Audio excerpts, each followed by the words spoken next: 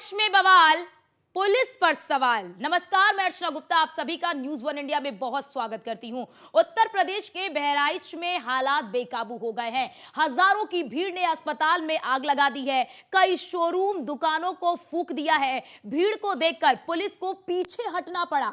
आसपास के 6 जिलों से फोर्स और पीएसी की जो टीम है वो बुलाई गई है। हिंसा प्रभावित इलाके में इंटरनेट सेवा को फिलहाल के लिए बंद कर दिया गया है। लखनऊ से एसटीएफ चीफ और लॉ एंड ऑर्डर जो हैं अमिताभ यश, वो खुद मौके पर पहुंच गए हैं, बहराइच में पहुंच गए हैं। उन्होंने आगजनी कर रही भीड़ को पहले रोका, अगर वो नहीं माने तो फिर हाथ में पिस्टल लेकर इस भीड़ को दौड़ाते हुए भी नजर आए।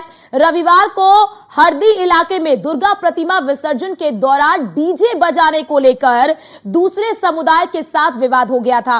इस दौरान हिंसक जो हिंसा है वो भड़क गई। पथराव, आगजनी के साथ 20 राउंड से ज्यादा फायरिंग हुई, जिसमें 22 साल के राम गोपाल मिश्रा की मौत हो गई। तो देखिए बहराइच में बवाल किस कदर बढ़ गया है। दुकान हो, मकान हो, शोरूम हो, गाड़ी हो, हर किसी चीज को फूंक दिया गया है। ये तस्वीरों के जरिए आप देख सकते हैं हालात कितने बेकाबू हो गए। हालात इस कदर बेकाबू हो गए कि एसटीएफ चीफ और लॉ एंड ऑर्डर अमिताभ यश को खुद मोर्चा संभालना पड़ा, उन्हें खुद बहराइच आना पड़ा और मुख्यमंत्री योगी आदित्यनाथ ने भी इस पूरे मामले का संज्ञान लिया है। अब ऐसे में बवाल पर सवाल इसलिए क्योंकि वहां पर मौजूद जो लोग हैं वो पुलिस की लापरवाही बता रहे हैं। वो ये कह रहे हैं कि इसमें पुलिस की बड़ी लापरवाही है और पुलिस की बड़ी लापरवाही की वजह से ही इस शख्स की जान गई है। अगर पुलिस ने वहां पर सतर्कता बरती होती, पुलिस ने अगर हालात को मौके पर ही काबू में कर लिया होता, स्थिति को ना बिगड़ने दिए होते, तो शायद इस शख्स की मौत ना होती। हंगामे की आशंका के बीच सावधानियां क्यों नहीं बरती गई, ये बड़ा सवाल। क्योंकि जिस तरह से हम आपको पूरा मामला भी बता रहे हैं कि दरअसल मामला हुआ क्या, कैसे ये पूरी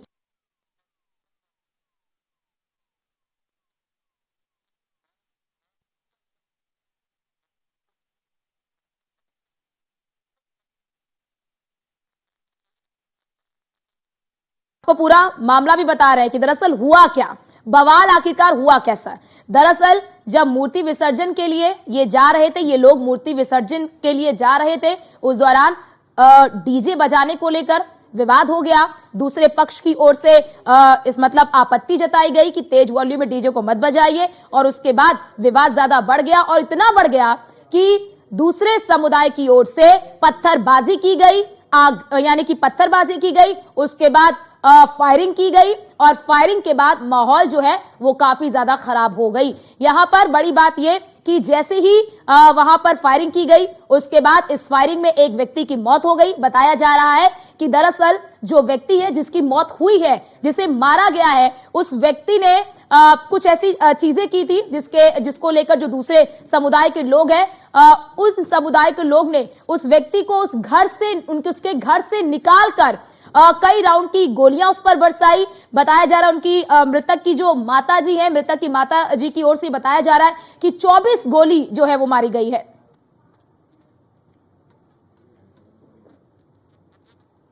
और अब बहराइच का हाल इन 5 तस्वीरों के जरिए समझिए कि बहराइच जल रहा है और बहराइच जल क्यों रहा है। और ये मौके की तस्वीर भी आपको दिखा रहे हैं कि मौके पर भारी पुलिस बलों की तैनाती कर दी गई है। पहली तस्वीर में देखिए गाड़ियों को जलाया गया, यानी कि आक्रोशित लोगों ने गाड़ियों को आग के हवाले कर दिया। दूसरी तस्वीर में आप देख सकते हैं धू-धू कर जो गाड़ियां हैं वो किस तरह से जलकर राख में तब्दील हो गई है। तीसरी तस्वीर मकान को भी आग के हवाले कर दिया गया, मकानों को में भी आग लगा दी गई। शोरूम की तस्वीर आपको हम दिखा रहे हैं। चौथी तस्वीर में ये गाड़ी का शोरूम है, इस शोरूम में भी आग लगा दी गई, इस शोरूम को भी आग के हवाले कर दिया गया। और 5वीं तस्वीर, अस्पताल तक को नहीं छोड़ा गया, अस्पताल को भी आग के हवाले कर दिया गया। और इसके भीतर की तस्वीरें भी हम आपको दिखा रहे, देखिए क्या हालात अस्पताल के हुए, सारा सामान जलकर खाक हो चुका है, सब कुछ जलकर खाक हो चुका है इस अस्पताल के भीतर। अब ऐसे में यहां पर स्थिति काफी ज्यादा तनावपूर्ण बनी हुई है, क्योंकि जो परिजन है वो शव का अंतिम संस्कार करने को लेकर जो है राजी नहीं हो रहे हैं। परिजनों का यह कहना है, जो मृतक के परिजन है उनका यह कहना है कि जब तक जो आरोपी है उसे पकड़ नहीं लिया जाता, उसे सजा नहीं दे दी जाती, तब तक वो अंतिम संस्कार नहीं करेंगे।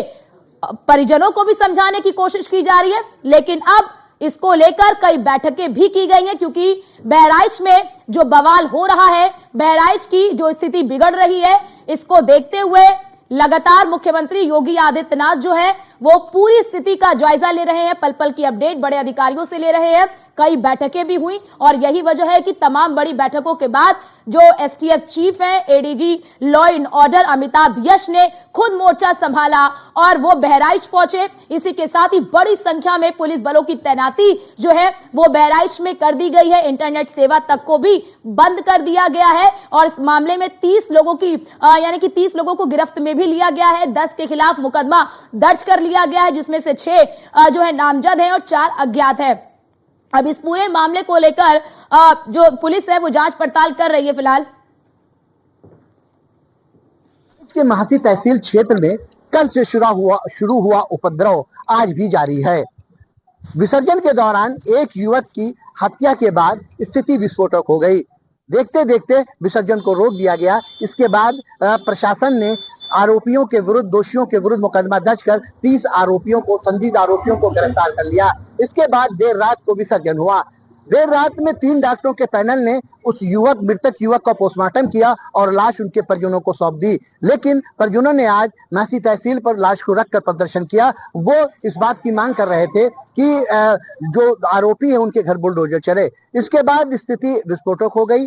लोगों के आगजनी शुरू हो गई। कई घरों में और दुकानों में आग लगा दी गई, कई गाड़ियों में आग लगाई गई, लोगों का आवागमन रोक दिया गया है। खासकर मीडिया उनके निशाने पर है। वो मीडिया के विजुअल भी मिटवा रहे हैं, डिलीट करा रहे हैं और मीडिया कई लोगों पर हमले भी हुए हैं। अब हमारे साथ उस क्षेत्र से लौटे हुए व्यक्ति आए हैं, इनसे जानते हैं कि क्या हालात है वहां का और क्या स्थिति है। दादा, क्या नाम है आपका? संतराम यादव। क्या हालात है उस भगवानपुर चौराहे से पुलिस चक्का जाम, रास्ता चलने नहीं पावत है, गाड़ी मोटर चलते नहीं है, बहरे जाए वाला सो पैदल भांगत। क्या स्थिति वहां पर आगे? स्थिति बहुत जली है। ढाबली सब उल्टे दिन गए, गाड़ी फूकी जा रही है और मिला था जो मुस्लिम प्लेयर के वो मारे पीटे भी जा रहे हैं। अच्छा, तो ये कितनी देर से जारी है? ये सवेरे गाड़ी है 9 बजे। 9 बजे से जारी है। क्या पुलिस प्रशासन नहीं है वहाँ पर? पुलिस प्रशासन पहुंची, आप पहुंचने वाली है। हाँ, नहीं आए नहीं। लगभग कितने लोगों पर हमला हुआ होगा? मुस्लिम पर हमला नहीं, वहाँ चौराहे पर रोकथाम लगाए हैं, सब चक्का जानते हैं चारों हाथ से, रोक के गाड़ी तोड़ी फोड़ी जाते हैं। जो ठार थे आधार कार्ड देख दे, आधार कार्ड देख करके तोड़ रहे हैं। किसकी गाड़ियां तोड़ रहे हैं? रोड मुस्लिम की रहे। अच्छा, अभी देख सुना आपने कि किस तरह से लोगों का नाम पूछकर, आधार कार्ड देख करके हमले किए जा रहे हैं। आपका क्या नाम है? राम सहारे। राम सहारे जी, क्या स्थिति है? उधर से आप आ रहे हैं। हाँ, आपत्ति है कि सब दंगा मचा है। वो जो मिलता है, जो मुस्लिम को उसको ढूंढ रहे हैं, उसको ढूंढ रहे हैं। जो गाड़ी घोड़ा मिलता है उसको मारते पीटते हैं, गाड़ी घोड़ा को फूंक देते हैं। अच्छा, नहीं, निर्दोष हो या दोषी कोई भी हो? दोषी को नहीं, निर्दोषी को। निर्दोष को? हाँ। किस तरह से हमले हो रहे हैं? ये मानते कि मोहम्मद को ढूंढ रहे हैं और किसी को नहीं। अच्छा, हाँ, उन पर हमले हो रहे हैं। हाँ। अभी आपने देखा कि क्या हालात है वहां पर, कितनी विस्फोटक स्थिति है। लोगों का कहना है कि संप्रदाय विशेष के लोगों को ढूंढ कर आधार कार्ड देख करके उनके वाहन को क्षतिग्रस्त किया जा रहा है, जलाया जा रहा है और उनकी पिटाई की जा रही है। हालांकि अब एडीजी एलओ वहां पहुंच चुके हैं। अमिताभ यश जी, काफी भारी संख्या में फोर्स और पीएससी पहुंच गई है। अब देखना यह है कि स्थिति कितनी देर में नियंत्रित होती है और इस संबंध में प्रशासन क्या एक्शन लेता है। Masood Qadri, news one India, Bahraich. तहसील क्षेत्र में कल से शुरू हुआ उपद्रव आज भी जारी है। विसर्जन के दौरान एक युवक की हत्या के बाद स्थिति विस्फोटक हो गई। तो हमने आपको अपने संवाददाता मसूद कादरी की ये रिपोर्ट दिखाई, जिसमें साफ तौर पर वहां पर मौजूद लोगों से भी जब हमारे संवाददाता ने पूछा तो वहां पर मौजूद लोगों ने बताया कि किस तरह से उनका जो पहचान पत्र है वो देख देख कर हमले किए जा रहे हैं। इस बात से अंदाजा लगाया जा सकता है कि ये कितने सुनियोजित तरीके से किया गया। तस्वीरों में देखिए ADG law and order STF chief Amitabh Yash जो है वो खुद घटनास्थल पर मौजूद है, मौके का मुआयना कर रहे हैं, स्थिति का मुआयना कर रहे हैं और वहां पर भारी पुलिस बलों की फिलहाल तैनाती कर दी गई है। पीएसी की कई कंपनियां वहां पर तैनात हैं, 4 डिप्टी एसपी भी वहां पर तैनात कर दिए गए हैं, एडिशनल एसपी भी वहां पर तैनात कर दिए गए हैं। वहां पर इंटरनेट सेवा को फिलहाल के लिए बंद कर दिया गया है और स्थिति को नियंत्रित करने में फिलहाल वहां पर जो पुलिस प्रशासन है वो लगी है। और न्यूज़ वन इंडिया भी यही अपील आपसे करता है कि आप अफवाहों पर बिल्कुल भी ध्यान मत दीजिए, शांति व्यवस्था बनाए रखिए। कानून अपना काम कर रहा है, पुलिस प्रशासन वहां पर अपना काम कर रहा है और मुख्यमंत्री योगी आदित्यनाथ भी लगातार इस पूरी घटना पर नजर बनाए हुए हैं और लगातार अपील भी कर रहे हैं लोगों से कि आप किसी भी प्रकार की अफवाहों पर मत जाइए। इसीलिए इंटरनेट सेवा को भी बंद कर दिया गया क्योंकि इंटरनेट के जरिए भी अफवाहें फैलाने की कोशिश की जाती है। और मुख्यमंत्री योगी आदित्यनाथ ने कल ही इस पूरी घटना का संज्ञान लिया और आज भी कई बैठकें की गई और इस बैठकों का ही परिणाम है कि देखिए तुरंत ही ये पूरी बैठक हुई। उसके बाद ADG law and order Amitabh Yash जो है वो मौके पर पहुंचे और वहां पर उन्होंने उपद्रवियों को नियंत्रित करने की पूरी कोशिश की। अब ऐसे में हालात को काबू करने का प्रयास वहां पर किया जा रहा है। लेकिन बड़ा सवाल ये कि आखिरकार क्या ये संयोग है या फिर ये प्रयोग है, ये बड़ा सवाल है। आखिरकार यूपी को जलाने की कौन कोशिश कर रहा है, इस पूरी साजिश के पीछे का मास्टरमाइंड कौन है? क्योंकि वहां पर मौजूद लोग जो हैं वो पुलिस पर सवाल उठा रहे हैं। वहां पर मौजूद लोगों का, चश्मदीदों का ये कहना है कि जब ये पत्थरबाजी हुई, जब इस तरह से पूरी घटना वहां पर घटी तो पुलिस ने संप्रदाय विशेष मतलब जिनकी ओर से पत्थरबाजी की गई उन पर कार्रवाई ना करके उल्टा जो लोग विसर्जित करने के लिए जा रहे थे उन पर ही लाठीचार्ज कर दिया।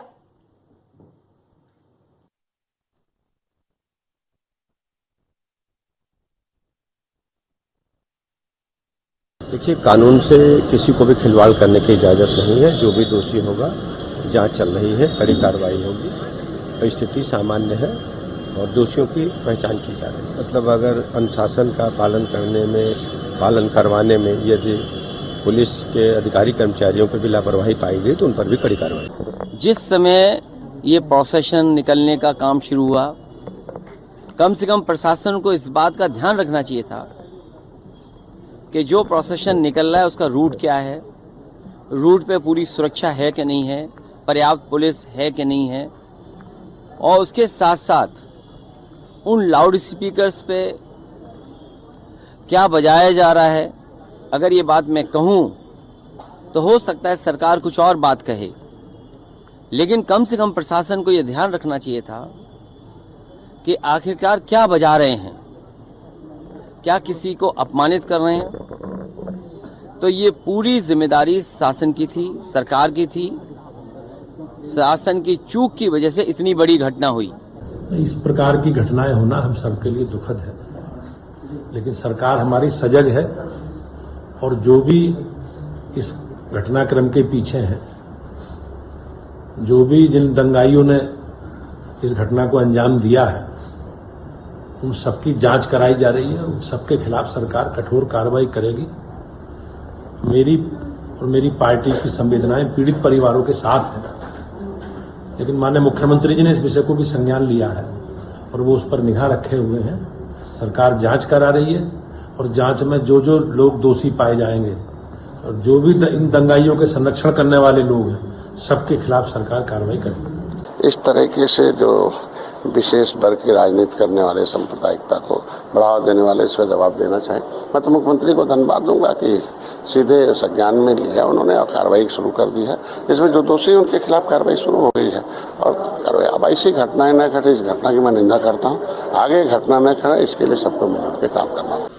बहुत ही दुखद है और दर्दनाक है और बहुत ही संवेदनशील है। इस मौके पर समाज से, वहाँ के सभी समाज नागरिकों से, वहाँ के निवासियों से मेरा विनम्रतापूर्वक निवेदन है कि सौहार्द कायम करने में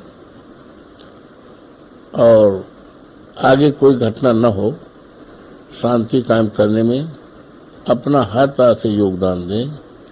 और ये दर्दनाक भी बहुत दर्दनाक है और बहुत ही हृदय विदारक घटना है। और जहाँ तक ये कि पुलिस का अगर पहले से ठीक से इंतजाम किया होता या उस पर ध्यान दिया होता तो घटना न घटती। देखिए, कानून से किसी को भी खिलवाड़ अब इस पर क्योंकि बहराइच जल रहा है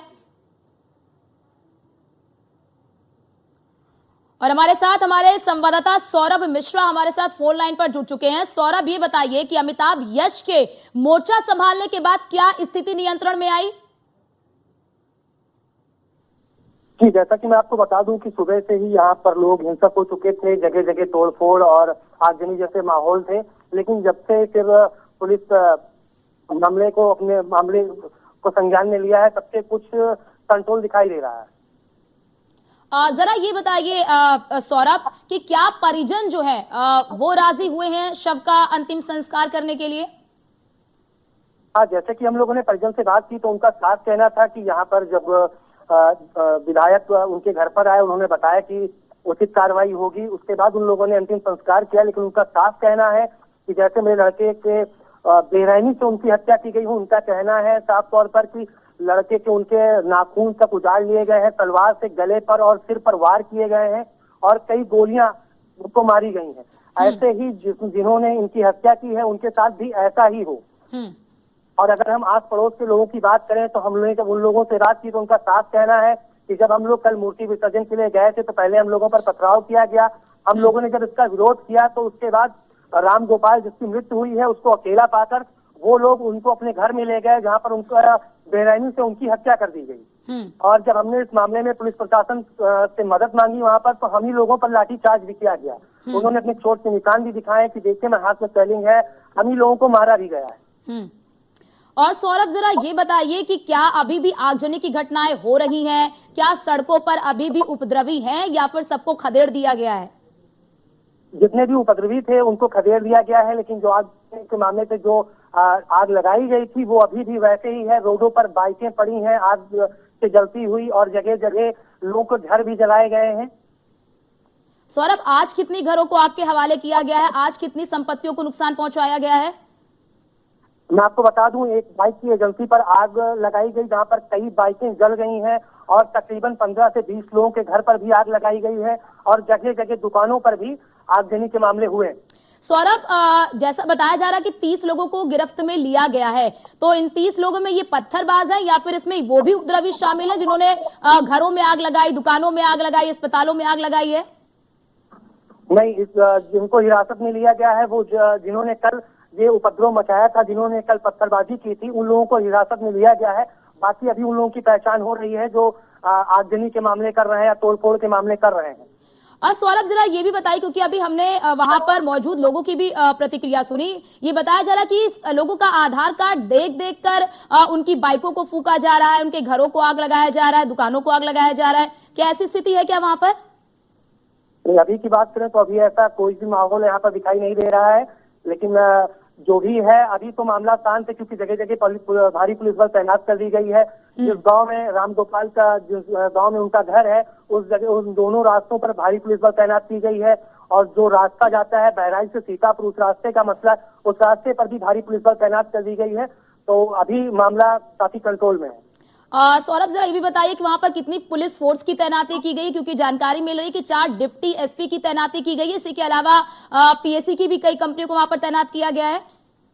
कई पीएसओ की कंपनियों को तैनात किया गया है। आसपास के जनपदों से भारी पुलिस बल तैनात की गई है। लखनऊ से भी काफी पुलिस के आला अधिकारियों को भेजा गया है। सभी लोग मौके पर मौजूद हैं। ठीक है, बहुत शुक्रिया आपका सौरभ हमारे साथ जुड़ने के लिए और ये महत्वपूर्ण जानकारी साझा करने के लिए।